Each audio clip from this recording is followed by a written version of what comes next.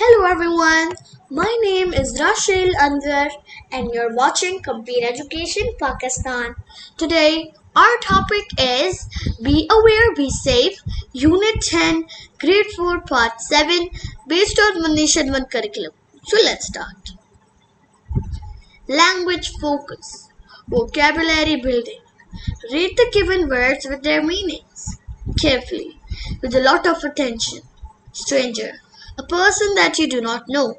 Friendly, being nice and kind. Harmful, dangerous. Uncomfortable, uneasy. Parts of speech. Read the given words and write them in the relevant columns.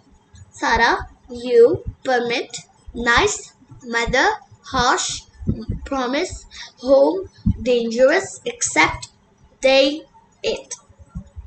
Now, verb, adjectives, and pronouns. We have to find out which one of these words are noun, verb, adjectives, and pronouns.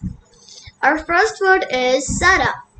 Well, Sarah is a noun, so I have written it here. You is a pronoun, permit is a verb, nice is an adjective, mother is a verb, a noun, harsh is an adjective, promise is the verb, and home is the noun, dangerous is an adjective, accept is a verb, and they and it are pronouns. Learning to spell. Chocolate, candy, stranger, promise, secret. Fill in the missing letters to complete the words taken from the lesson. CH-COL-TE. O and A are missing, so when you add these two words, then it's the word chocolate. Well, if I haven't added that, well, how would it spell? It was spelled wrongly, like chocolate. That's not how you spell it. It's not me. It's the spelling. The problem is in the spelling.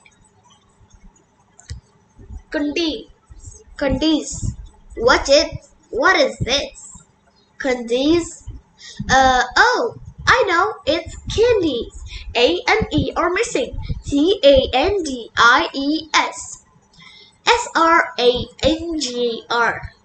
SRANGR. Stranger? Is it stranger or stranger? Oh, I know. It's STRANGER. Stranger. PRMISE. Promise? What is it? Promise? No, it's promise.